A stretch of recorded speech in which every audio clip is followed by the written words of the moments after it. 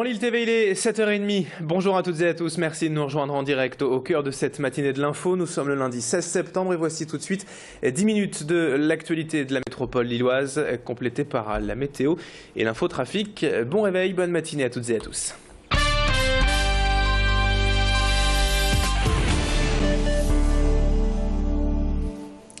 Et on démarre tout d'abord ce journal avec le récit de cette mésaventure survenue récemment à un habitant de Villeneuve d'Ascq, un collectionneur de 89 ans, Jean Roy, qui estime s'être fait arnaquer de près de 500 000 $, près de 350 000 € sur la vente d'une pièce unique de l'antiquité égyptienne. Mais alors qu'il était tombé gravement malade il y a près de 5 ans, la pièce était laissée entre les mains des commissaires-priseurs parisiens pour finalement être emportée sans qu'il soit mis au courant pour à peine 2 000 € lors d'une vente aux enchères, très loin du prix donc de départ fixé par Jean Roy, l'œuvre ayant été expertisée par un spécialiste au Caire pour une valeur donc de près de 350 000 €, alors qu'il voulait en faire don au musée du Louvre-Lens s'il ne parvenait pas à en tirer au moins 100 000 € pour ses héritiers. Aujourd'hui, le collectionneur demande donc la restitution du bien ou la valeur marchande du bien vendu. Ses explications, en tout cas celles de son avocat, au micro de Macha Grunessen. Je crains qu'il s'agisse d'un abus de faiblesse. Pourquoi? Parce que ni Jean Roy, ni son fils Bernard n'ont aucune connaissance en matière d'objets d'art égyptiens.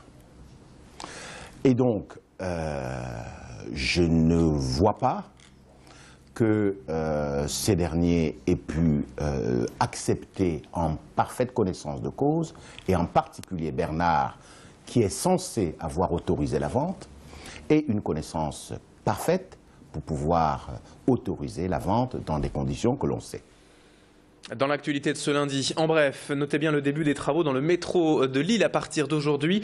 Les rames de la ligne 1 vont en effet être redoublées d'ici à 2016 pour passer donc de 2 à 4 voitures. Pour cela, forcément, d'importants travaux d'aménagement vont être menés d'ici 2 ans. Et le chantier ne gênera pas le trafic, rassurez-vous, puisque tout sera fait de nuit, entre 1h et 5h du matin. Dès ce lundi, dès aujourd'hui, ce sont d'abord les stations de Collier, Fives, Marbrerie, Hélène et Leuzen qui seront concernées par ces premiers travaux. À la Madeleine, la mairie vient de rééditer son code de la ville, la seconde édition de ce guide pratique, avec toutes les informations concernant la commune, regroupées sous forme d'abécédaire. La première version était sortie déjà il y a 5 ans. Il s'agit donc là surtout d'une mise à jour, avec notamment un plan actualisé de la ville, la mention des nouveaux défibrillateurs présents dans les lieux publics. 10 000 exemplaires de ce code vont être mis à disposition des habitants, mais les personnes intéressées peuvent déjà aller retirer leur exemplaire en mairie. Et d'ici un mois, une diffusion sur Internet est prévue via le site de la ville. Présentation et explication avec Claude Gégou, l'adjoint délégué à la qualité du cadre de vie. On ne regarde pas tous les matins le calendrier pour savoir à combien de temps nous sommes des municipales. Il fallait, vous savez, un document comme celui-là, ça se prépare. On y travaille depuis 18 mois, 2 ans pour la mise à jour. Et eh bien, le calendrier, c'est le calendrier. Nos actions sont nos actions. Et le mieux, c'est d'oublier ce que certains pensent. Il ne faut pas polémiquer. On travaille et c'est un document qui devait être mis à jour. Eh bien, c'est aujourd'hui qu'il sort. 7h33 sur Grand Lille TV. Dans le reste de cette édition, on vous présente cette nouvelle passion chez les fans de jeux vidéo et de culture japonaise, le cosplay. La contraction en fait de costume playing, et c'est tout simplement l'art donc de s'habiller, de jouer le rôle d'un personnage de jeu vidéo, d'un film ou d'un manga japonais. Les cosplayers travaillent bien souvent plusieurs dizaines d'heures sur leur costume pour le porter ensuite lors de conventions spécialisées, dont la plus connue est la Japan Expo de Paris. Car l'esprit du cosplay, c'est surtout évidemment de montrer son travail entre passionnés. Il y a même désormais des concours, et vous aurez peut-être noté la différence entre 2 types de cosplayers. Tout d'abord, ces 2 jeunes filles qui se limitent à la couture, la fabrication de petites pièces, et ensuite ces 2 garçons qui eux fabriquent des cosplays beaucoup plus massifs. Présentation de cette passion au micro de Marion Bérard. Il faut faire sa bande son, savoir ce qu'on va faire sur scène. On a un temps limité. Du coup, si on prévoit un costume qu'on n'a jamais fait, il faut le finir à temps. Donc c'est un stress encore en plus. On le fait pas pour gagner, on le fait vraiment pour le plaisir de monter sur scène. Ouais, personnellement, nous c'est notre cas, on le fait vraiment pour dire de monter sur scène.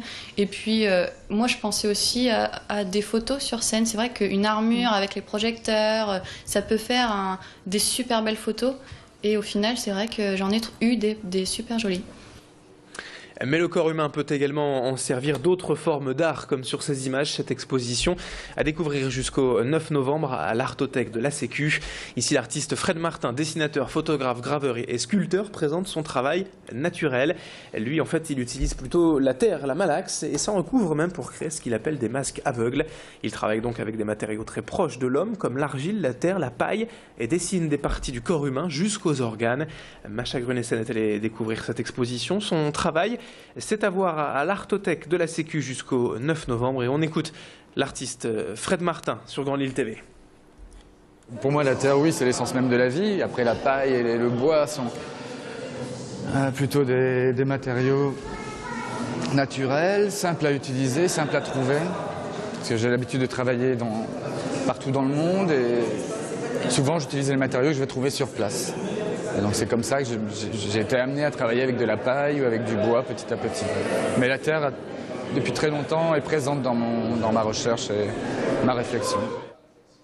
Et c'est la fin de ce journal. Merci à toutes et à tous de l'avoir suivi. Merci de votre fidélité. 7h36 sur Grand Lille TV. Dans un instant, la météo et l'infotrafic. A tout de suite.